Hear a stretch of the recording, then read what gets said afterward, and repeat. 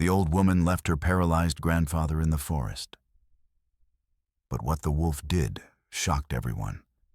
The wheels of the cart clattered over the roots, digging into the soft forest ground.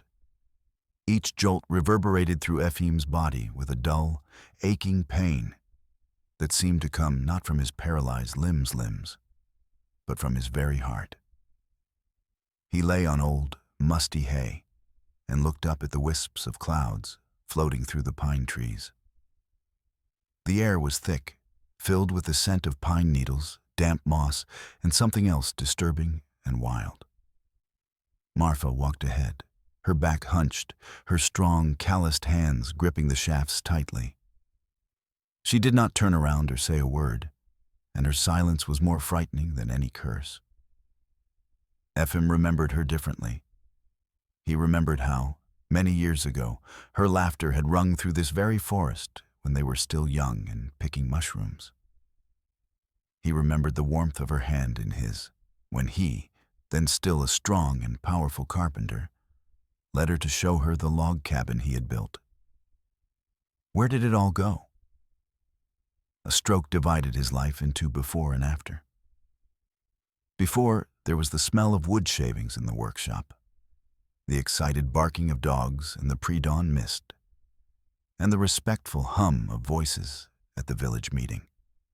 After, there was humiliating helplessness, the smell of urine and bed sores, and his wife's eyes full of deep, long-standing hatred. He tried to say something, to make at least some sound to ask where they were going, but only a strangled croak escaped his throat. Marfa shuddered and pulled him closer to her chest. "Don't cry, Ephraim," she whispered. "Don't cry, my husband." He tried to say something, to make at least some sound to ask where they were going, but only a strangled croak escaped his throat. Marfa shuddered and pulled him closer to her chest. "Don't cry, Ephraim," she whispered. It only tried to say something and make some kind of sound to ask where they were going, but only a strangled croak escaped his throat. Marfa shuddered as if from a blow and stopped. The cart froze in the deep shadow of a sprawling old oak tree whose branches stretched toward the sky like bony hands. The woman walked around the cart and looked at her husband's face. There was no pity or doubt in her eyes, only a scorched desert of fatigue and malice. She grabbed the edge of the cart and tipped it over with force. Ephraim fell heavily to the ground, hitting his shoulder on a protruding root. Pain shot through his body, but he couldn't even cry out. He lay on his side like a discarded sack and looked up at her from below. Martha shook her hands, adjusted her headscarf, and, without looking at him, uttered words as cold and sharp as shards of ice. "Here you can die, you old bastard. I'm tired of cleaning up after you." She turned, and without looking back, walked away. Her silhouette quickly dissolved into the green gloom of the forest. Ephraim was left alone. He heard the creaking of the cart receding, then the chirping of some birds, and then a deafening silence fell, broken only by the roar of blood in his ears and the desperate, silent cry of his soul. He stared after her into the void where she had gone, and in his clear, still living eyes, two questions froze. Why and for what? But there was no answer. Only the forest, indifferent and eternal, was preparing to take him into its cold embrace. Before we continue, let us know which city you are from. We are interested in knowing where our videos are being watched. Don't forget to subscribe to the channel and leave your rating. This gives us motivation to make new and interesting videos. Well, let's begin. The sun slowly sank toward the horizon, painting the sky in crimson and golden hues. The shadows of the trees stretched out, merging into a solid dark mass. For Ephraim, time stood still. He lay under an oak tree, and every minute stretched into eternity, filled with pain and the awareness of the inevitable end. Memories flooded back in a murky stream, uninvited and vivid. There he was, young and strong, striking a tree in his sleep with nothing but an axe. Wood chips flying, smelling of resin and life. There he was, carrying a wounded boar on his shoulders, while the whole village came out to watch. And Grigori, then just a boy, looked at him with admiration. And here he is holding his newborn daughter in his arms, the only one that he and Marfa had, taken from them by illness when she was still a baby. Perhaps something broke inside Marfa then. He never blamed her, accepting grief as part of life, like a harsh winter that simply had to be endured. He worked for two, building, hunting, trying to fill the void in the house with his labor and strength. And she silently withered away, and her love, like a small stream in a drought, dried up, leaving only cracked earth bitterness. When he was struck down, he hoped that their shared misfortune would bring them closer together. How wrong he was. His illness was the last straw for her. He turned from a source of support into a burden, a living reminder of all her unfulfilled hopes and her difficult fate. At first she cared for him silently, gritting her teeth. Then she began to grumble, and the last months turned into hell. "When will you die?" She threw at him along with a bowl of cold porridge. "You stare, you idol. All you can do is stare." He heard everything, understood everything, and endured it all. He could not understand one thing. How could they take away and leave to die the person with whom he had shared his bread and his bed? Half a lifetime. Death did not frighten him. Like a hunter, he knew it well. He knew that it was a natural end. What frightened him was dying alone, humiliated, betrayed by the person closest to him. With the onset of Sumerik, the forest came to life. Small animals rustled in the bushes. An owl hooted somewhere in the distance. Yefim knew these sounds, but now they did not calm him, but carried a threat. He felt the cold creeping under his ragged shirt, numbing his already unresponsive body.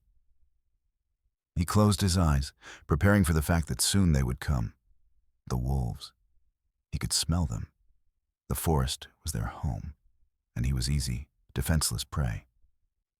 In the distance, he heard a long, mournful howl. One voice, then another. A pack. They had already smelled him, the smell of weakness and impending death. Efim did not open his eyes. He just waited. Let it be. It would be faster than dying of cold. Better sharp teeth than a slow death in the mud and helplessness. Night fell on the forest, a thick, ink-black blanket. The cold became piercing. It penetrated to the bone, causing his body to tremble uncontrollably. Yefim lay listening to the darkness. The howls he had heard earlier had died down, replaced by an uneasy silence. He knew what that meant. They were close. The pack was following his trail, silent as shadows. He prepared himself, mentally saying goodbye to the sun, the sky, and the smell of his home, which he would never feel again. Suddenly, a branch cracked in the bushes nearby. The sound was heavy, substantial. Not a mouse or a fox, but a large beast. Efim held his breath. His heart, the only muscle that still obeyed him completely, pounded in his chest like a trapped bird. Two phosphorescent lights appeared out of the darkness. Eyes.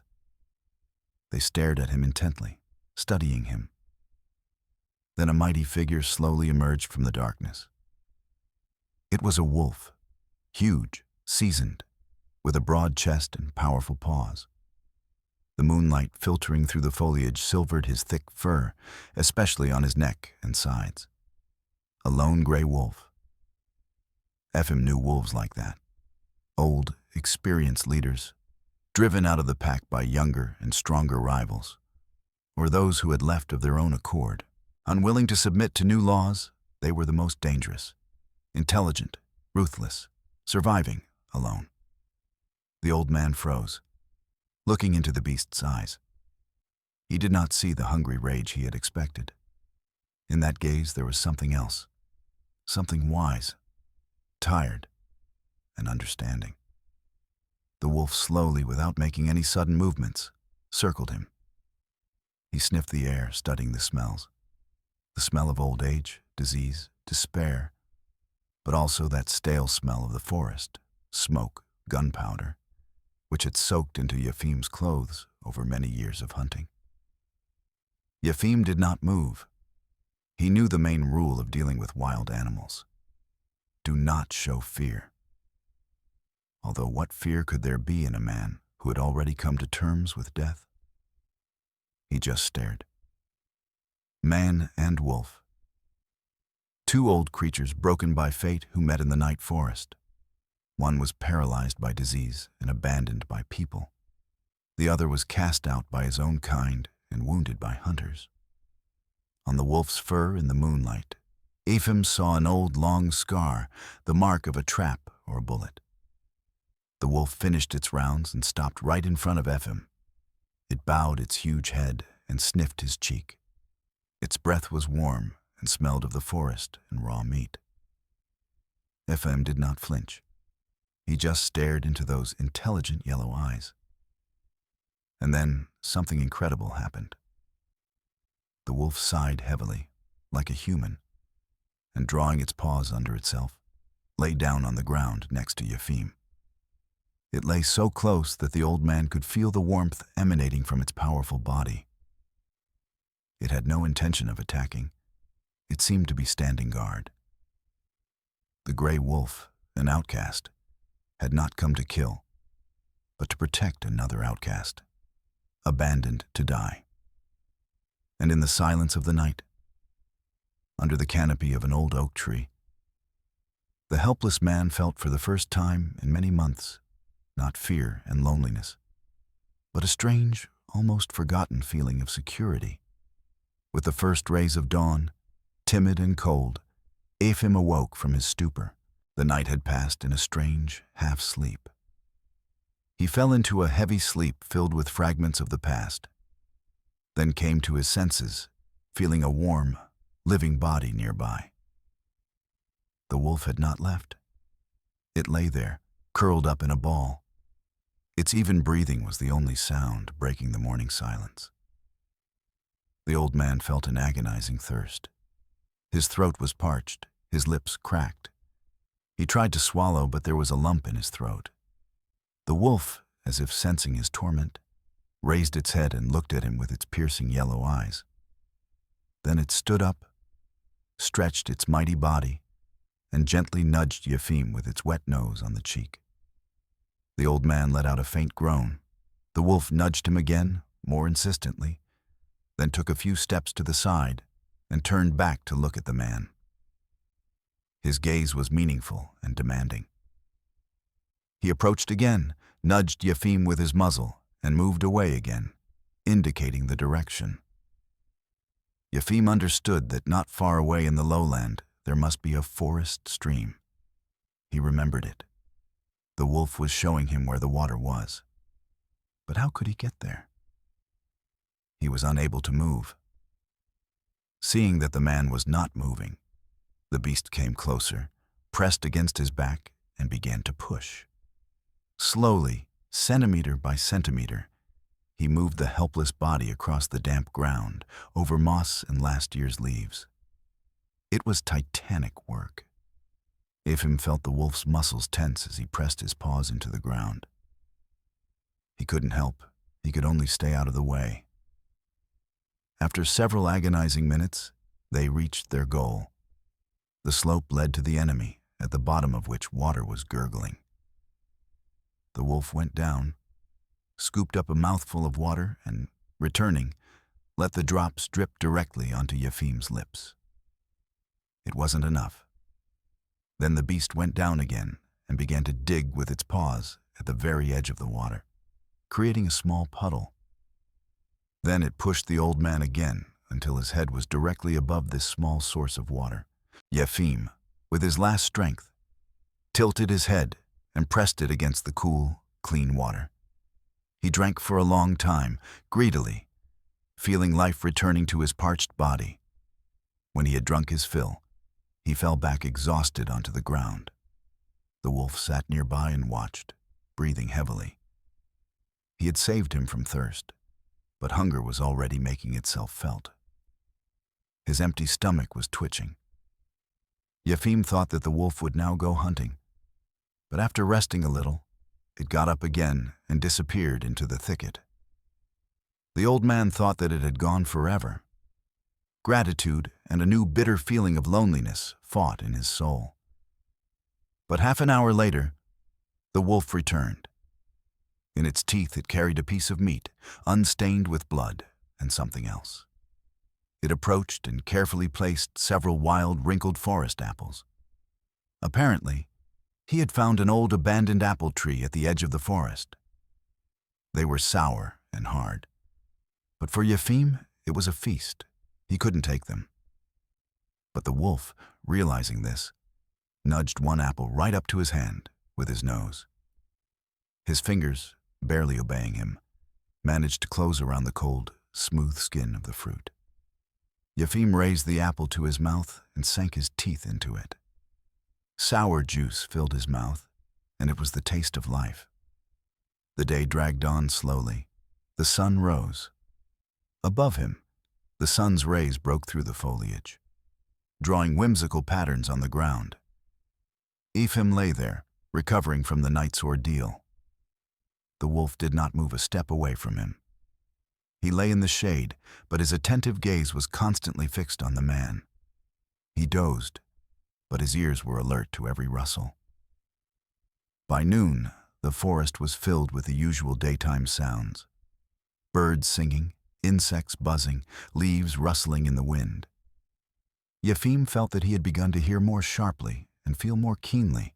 He could distinguish the tapping of a woodpecker somewhere on an old pine tree, and the squeaking of a mouse in the roots of the oak tree under which he and his silent guardian lay. They became part of the forest, one with it. Suddenly, the wolf raised his head. His ears pricked up. The hair on the back of his neck stood on end. He growled softly, hollowly. Looking deeper into the forest, Yefim also felt uneasy.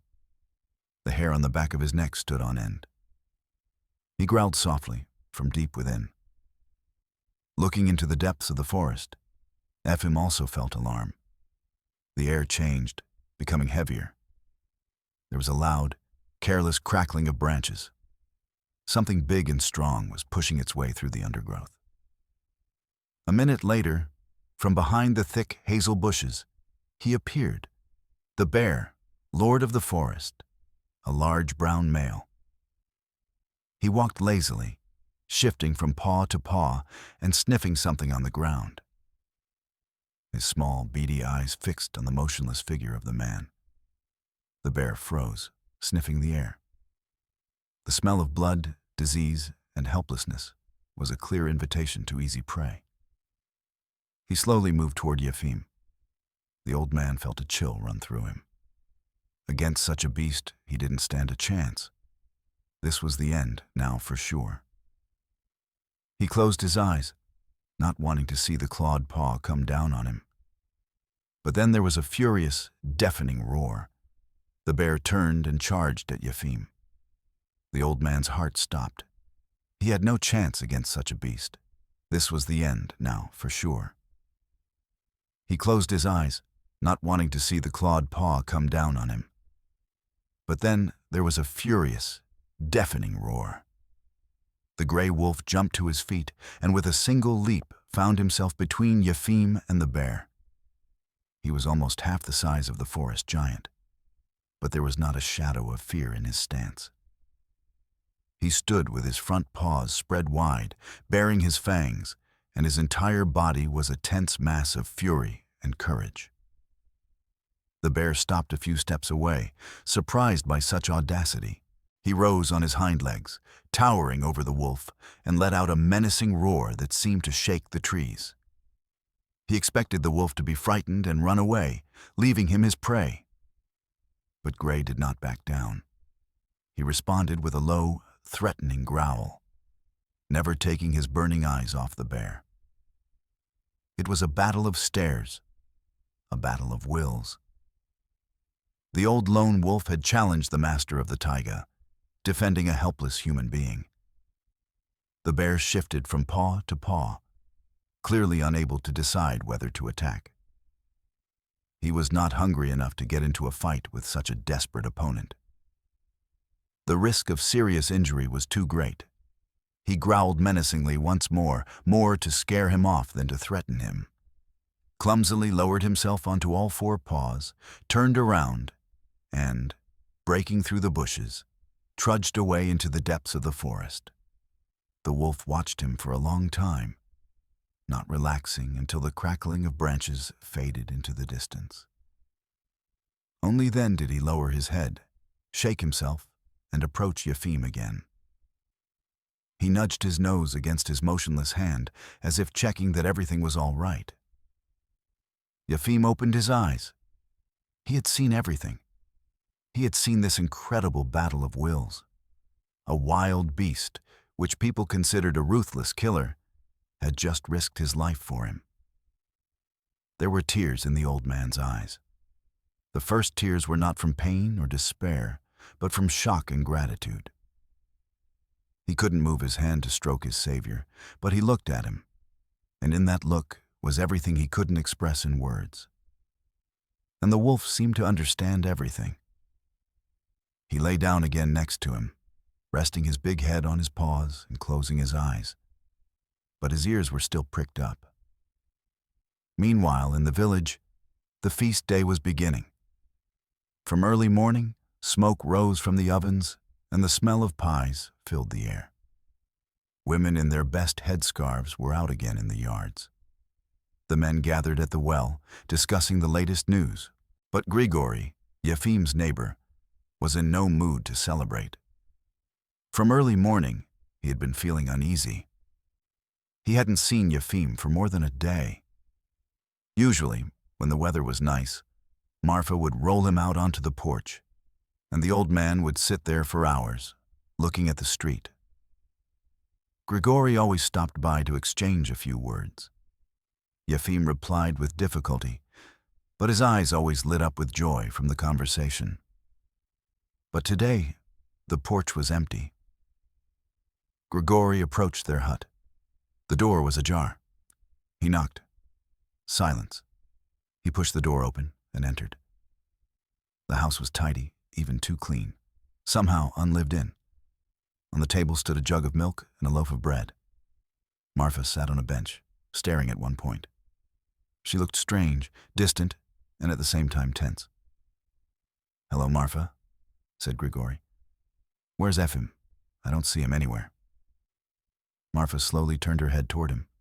Her face looked like a mask. "He's dead," she replied hoarsely. "He suffered through the night, and now he's in heaven." Grigory's heart sank into his boots. "How did he die? When? Why aren't you saying anything? Didn't you tell anyone to help? He needs to be buried properly." "And I already," Marfa replied calmly, without blinking. "I buried him behind the garden.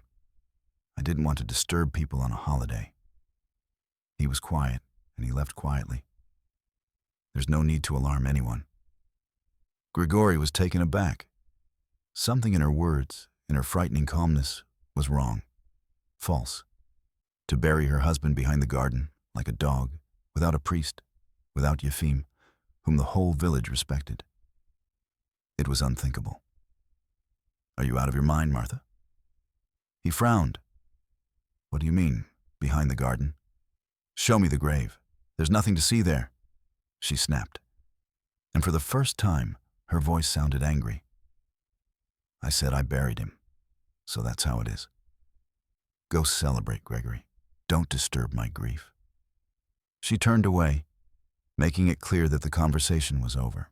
Gregory left the hut, feeling everything inside him grow cold with a terrible suspicion. He walked around the house and looked behind the garden. The ground was untouched, no fresh grave.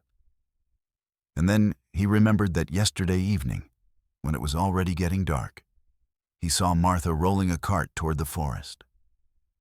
He was surprised then, wondering why she was going out at night, looking at the forest. But he didn't think anything of it. Now all the pieces of the puzzle fell into place, forming a terrible picture. She hadn't buried him. She had taken him to the forest, alive, to certain death. The thought made the hair on his head stand on end. He rushed to the men who were still standing by the well. "Men, trouble!" he shouted. "Ephraim is gone. Martha says, he's dead. And she buried him behind the garden, and she's lying. Yesterday I saw her take him to the forest, alive, in a cart." The men fell silent. Their cheerful faces became serious. They looked at each other. Everyone knew Martha's harsh and evil temper. Everyone knew how she treated her sick husband, and everyone understood that Grigori's words could be the terrible truth. "In the forest?" asked Stepan, the stocky blacksmith. "An old woman with a sick man?" "Yes," confirmed Grigori. "She left him there, I'm sure, to be eaten by wolves. We have to find him. Maybe he's still alive." The festive mood in Mikuletu changed. Instead of songs and laughter, and disturbing silence hung over the village. Without consulting each other, the men began to scatter to their homes for guns, axes, and ropes. They were not going to a celebration, but on a search.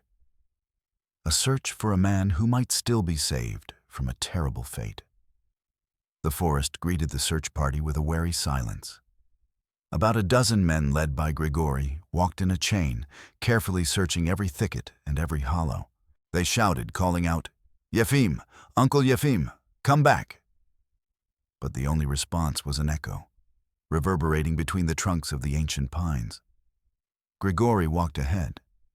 His heart was beating in time with his footsteps. He blamed himself for not stopping Marfa yesterday. He hadn't asked her where she was going. Now every lost minute could be fatal. They walked along the old logging road, the very one where, as he supposed, Marfa had carried her terrible burden. The tracks from the cart were barely visible on the dry ground, but Grigori's experienced eye could make them out. "This way," he said, pointing in the direction. She was heading into the depths of the Devil's Ravine. The men exchanged gloomy glances. The place was wild and untrodden. The wolves, about which terrible rumors circulated in the village, felt themselves to be the rightful masters here. The chances of finding Yefim alive were dwindling. They had been searching the forest for more than 2 hours. The tension was mounting. Someone had already begun to whisper that it was all in vain, that if the old man had been here, there would be nothing left of him but bones. But Grigori stubbornly pressed on. He couldn't believe that Yefim, who had taught him how to set snares and read tracks, a man who seemed to be part of this forest, would die so ingloriously. Suddenly one of the men, a young guy named Fedor, stopped and raised his hand. "Quiet, do you hear that?" Everyone froze, listening. Through the rustling leaves came a strange sound, low and drawn out, like a growl. "A wolf," someone whispered. "It's close." The men gripped their rifles tightly. Grigori gestured for everyone to move forward, but cautiously, without making a sound. They slowly advanced toward the sound, stepping from branch to branch. The growling grew louder and more furious. After walking a few more dozen meters, they came to a small clearing with a mighty old oak tree growing in the center. And what they saw made them freeze in place, speechless in amazement. On the ground, leaning against the roots of the oak tree, lay Ephraim. He was pale, thin, but he was alive. His eyes were open, and he was looking at them. And next to him, covering him with his body, stood a huge gray wolf. The beast bared its teeth, revealing terrifying yellow fangs, and growled hoarsely, never taking its burning eyes off the men. The hair on its neck stood on end. It was ready to fight, ready to defend its find to the last breath. The men were stunned. The scene was so unreal that it seemed like a dream. A man left to die, and a wolf guarding him. "What the hell is this?" Stepan gasped. "He's alive," Grigory whispered, not believing his eyes. Alive. He took a step forward, but the wolf immediately stepped toward him. His growl turned into a furious bark. The men instinctively backed away. No one dared to approach. They were at a dead end. There he was, Yefim, alive, just a few steps away. But the ferocious guard would not let them get to him. "We have to shoot the beast," someone suggested from behind. "Shut up, you fool," Grigory snapped. "Look, he's not hurting him, he's protecting him." And then Yefim, gathering his last strength, struggled to part his parched lips. A barely audible hoarse whisper escaped from his throat. But in the silence that followed, it sounded like a roll of thunder. "Svo-u." He looked at Gregory, and in his gaze there was both a plea and a command. And the wolf, hearing the human voice, fell silent. He stopped growling, slowly lowered his head, and looked at Yefim. Then he looked back at the people. He did not move away, but his posture no longer showed the previous aggression. He seemed to be waiting. Grigory, realizing that this was their chance, slowly, with his empty hands stretched forward, took a step. Then another. The wolf watched his every movement, but did not move. Coming close, Grigory knelt down next to Yefim. "Uncle Yefim, you're alive. My God, you're alive." He touched the old man's hand. It was cold, but alive. The men standing behind him couldn't say a word. They looked at the exhausted old man, then at the huge wolf sitting nearby, calmly watching what was happening, and couldn't comprehend what they were seeing. "How did he survive?" whispered Fyodor. "The wolf," replied Stepan, and in his voice there was superstitious amazement. Could it be that he had fed him? While several men carefully fashioned a makeshift stretcher out of branches and jackets, Grigory sat next to Yefim, trying to give him water from a flask. The old man drank in small, greedy sips, and a flame of life slowly began to burn in his eyes. The wolf sat a couple of steps away, showing no more aggression, but not leaving either. He watched everything with a kind of wise, detached attention, as if assessing the intentions of the people. Its presence created an invisible barrier around the old man that no one dared to break. When the stretcher was ready, Yefima was carefully laid on it. He was in pain, but even at that moment his gaze was fixed on the wolf. It seemed as if he was afraid that his savior would disappear. Seeing this, Grigory said quietly, "Turn to the beast rather than to people. Don't be afraid, Uncle Yefim. We won't touch him. Let him follow us if he wants to." When the men lifted the stretcher, the wolf actually got up and followed them, keeping a short distance behind. He walked not like a wild beast, but like a faithful dog accompanying his master. The return journey to the village seemed to take forever. News travels faster than people. When the procession appeared at the edge of the forest, almost the entire village was already waiting for them. The women gasped and crossed themselves, looking at the emaciated face of Yefim, and with horror and curiosity at the huge wolf walking behind. Marfa was standing in the crowd. Seeing her husband alive, she turned pale as a sheet. Fear flashed in her eyes, followed by animal panic. She realized that everything had been revealed. Turning, she tried to slip around the corner of the hut, but the stocky Stepan blocked her way. Turning around, she tried to slip around the corner of the hut, but her path was blocked by the stocky Stepan Kuznets. His face was darker than a cloud. "Where are you going, you heartless woman?" he growled, grabbing her by the shoulder with an iron grip. "Let go, it's none of your business. Let go, I said." "Now it's ours," Grigory interrupted, holding out the stretcher. "Look, Marfa, look at your work. You abandoned him to die, and now a forest wolf has taken him." "She's ours now," Grigory intervened, holding out a stretcher. "Look, Marfa, look at what you've done. You abandoned him to die, and the forest wolf found more humanity in him than you, his wife." The crowd buzzed like a disturbed beehive. Curses and angry shouts rained down on Marfa's head. She was dragged out into the middle of the street and stood surrounded by her former neighbors, whose faces were now distorted with anger and contempt. "What have you done, Herod's wife?" shouted one of the women. "Send her to Siberia." Under a hail of accusations and threats, Smarfa broke down. She fell to her knees, covering her face with her hands, and shook with silent sobs. Through her sobs, she began to mumble, confused and incoherent, pouring out all her pent-up anger and exhaustion. And I couldn't take Buza anymore. Every day was the same. No relief, no rest. I didn't want to. I just wanted it all to end. Her confession did not elicit sympathy. On the contrary, it only added fuel to the fire. People did not see a miserable, tormented woman before them, but a traitor who had broken the most important law, the law of mercy. The trial was short and harsh, like village life itself. No one was going to hand her over to the authorities. The village had its own unwritten laws.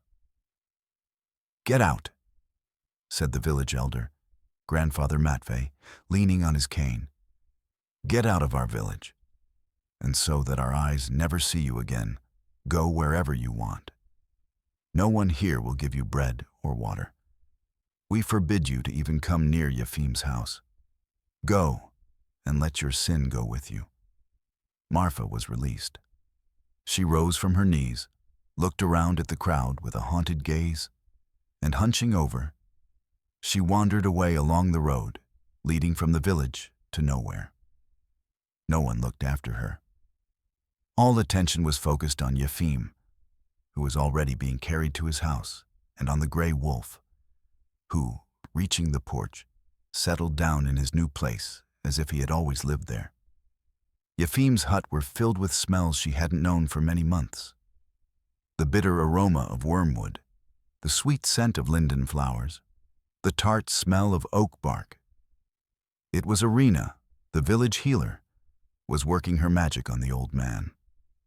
She had come as soon as he was brought in, silent and stern, with a canvas bag full of medicinal herbs slung over her shoulder. Irina was a woman of few words, but her hands knew what they were doing. She washed Yefim with warm decoctions, rubbed his immobile limbs with fragrant ointments, and gave him a hot infusion to drink, which seemed to breathe a little warmth and strength into him. "His body is cold," she said to Grigory, who had not left his friend's bedside. Marfa's malice chilled him, and the fear of the forest finished him off. Now we must warm both his body and his soul. She worked slowly, with a kind of ritual concentration, while the whole village helped. The women took turns stoking the stove and bringing fresh broth and clean linen. The men chopped wood for the whole winter. Yefim's misfortune and his miraculous rescue brought the people together, reminding them that they were one community, one family. And in the yard on the porch lay a gray wolf. At first, they were afraid of him. The children ran away from Yefim, and the women, going out into the street, crossed themselves in fear. But the wolf showed no aggression. He did not growl at anyone, nor did he pay any attention to the barking dogs. He just lay there and waited. Sometimes he raised his head and listened to the sounds coming from the house. It seemed as if he was monitoring the condition of his charge from a distance by smell alone and the faintest rustling. Every day, Grigori brought him a bowl of food, sometimes the leftovers from the soup, sometimes bones. At first, the wolf did not touch the food, but then, apparently realizing that it was an offering and not bait, he began to eat. Gradually, the village got used to its new, unusual inhabitant. They stopped being afraid of him. They looked at him with superstitious respect, almost with reverence. They saw in him not just a beast, but a kind of higher messenger, the living embodiment of justice and devotion. The children were no longer afraid to play nearby, and the men, passing by, nodded to him as an equal. Several weeks passed. Efim was slowly recovering. Irina continued her treatment, and the care of his neighbors warmed him better than any fire. One morning, when Grigori was changing his bandages, Yefim stared intently at his left hand, lying on the blanket like a lifeless whip. He looked at it for a long time, intently, as if sending it a silent command. And suddenly his fingers trembled slightly. Grigori froze. "Uncle Yefim, you moved." Yefim again summoned all his willpower, and one finger, just one finger, slowly, with incredible effort, bent. Beads of sweat appeared on the old man's forehead, but his eyes shone with victory. It was the first movement, the first step on the long road to recovery. In the evening, when the news spread throughout the village, people gathered at Yefim's hut. They spoke in whispers, but their voices were jubilant. "Our Yefim is rising," they said. "It's all the wolf. It was his wolf loyalty that brought him back from the other world. It gave him its strength." Looking at the gray beast peacefully dozing on the porch, no one doubted it. Time passed. Summer gave way to golden autumn, and then to the first frosts. Life in the village went on as usual. But something new had appeared in it. A legend that was told by the fireside on long evenings. The legend of old Efim and the wolf. Life in the village went on as usual. But something new appeared in it. A legend that was told by the stove on long evenings. The legend of the old man Efim and his gray wolf. Every day for Efim was a small battle and a small victory. After the first movement of his finger came the second. Then he was able to clench his palm into a fist. Irina did not leave him, bringing him new potions and ointments every day. But the main medicine was Yefim's own will, fueled by the silent support of his four-legged friend. The wolf now lived in the yard permanently. Grigori knocked together a spacious doghouse for him, insulated it with hay, but the wolf preferred to sleep on the open porch. Even in the frost, as if standing his permanent watch, he became Yefim's shadow. When the old man was finally able to sit up in bed, the wolf approached the window and, standing on his hind legs, looked inside, meeting his gaze. This silent dialogue said more than any words could have. It was a communication between two souls, connected by an invisible thread. By the beginning of winter, Yefim, with Grigori's help, was able to take his first step.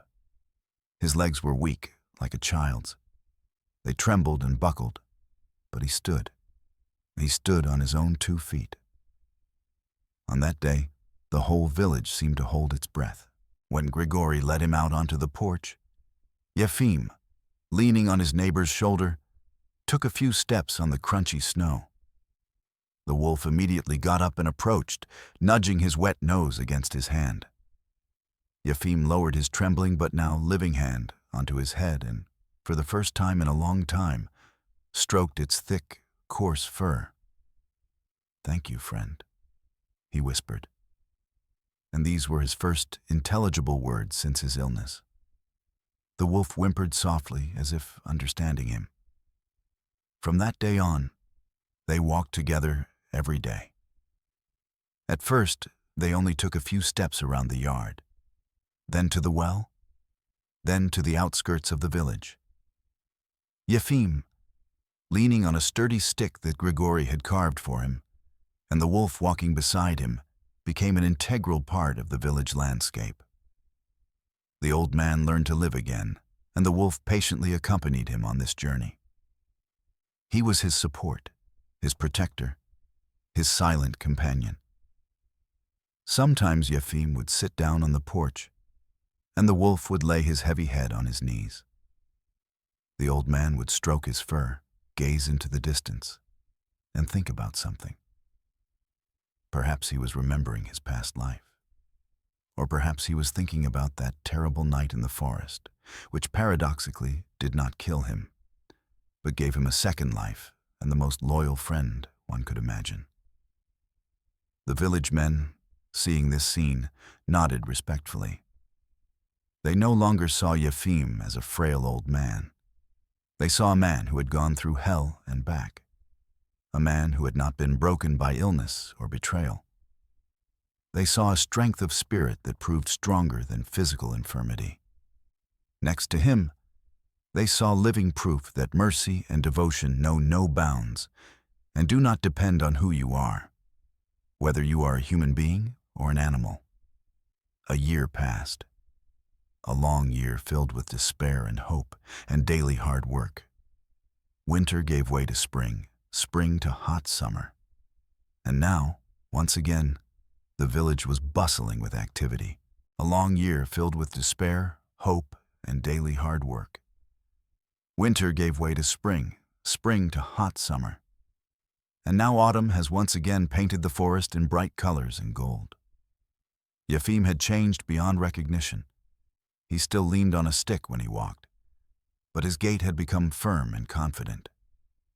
The gray in his beard seemed to have lightened, and in his eyes, which once expressed only pain and helplessness, now shone a calm wisdom and quiet joy.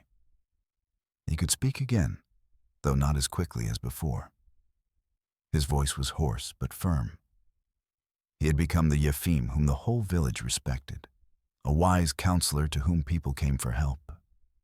He could no longer work with his hands, but he could now make simple toys for the village children or repair fishing gear. He sat on the porch of his hut, carving wood with a knife, and at his feet lay the gray wolf. The beast had also grown old over the year. His fur had turned gray, and his movements had become more measured and calm. He was no longer a wild forest predator. He was a friend, a companion, a shadow. He followed Yefim everywhere, slept at his door, and watched him when he entered the house. Their bond had become so strong and obvious that no one could imagine one without the other. They were like two trunks of the same tree, grown together at the roots.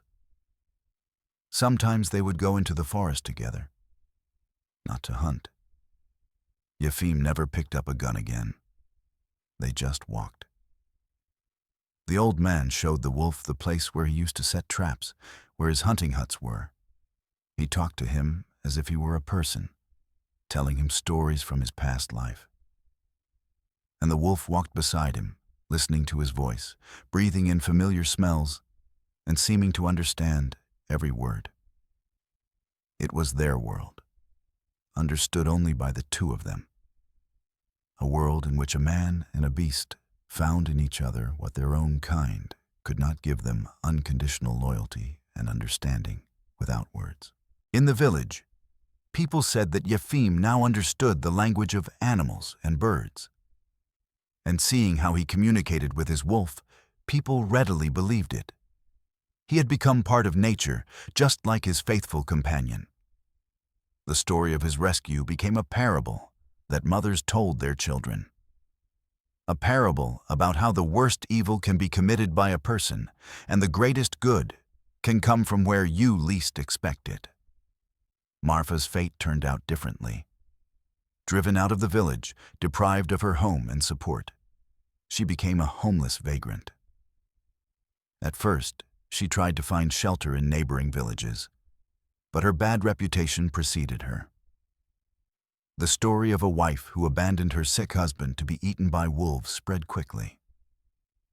At first, she tried to find shelter in neighboring villages, but her bad reputation preceded her.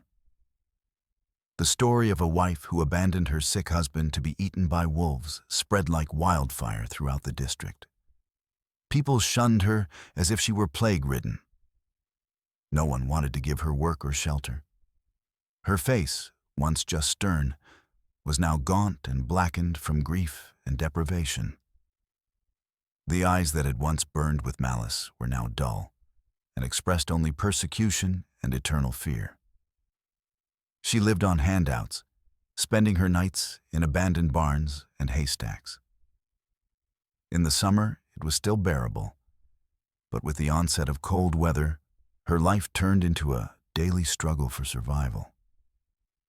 She became wild, fearful, and silent, shunning the people who had once been her world. Her only refuge was the forest, the very forest where she had once left her husband to die. Now it became her home and her prison. She learned to find edible roots and berries. She learned to hide from the weather. But the forest was not kind to her. It was full of dangers, and every night she fell asleep in fear, listening to every sound.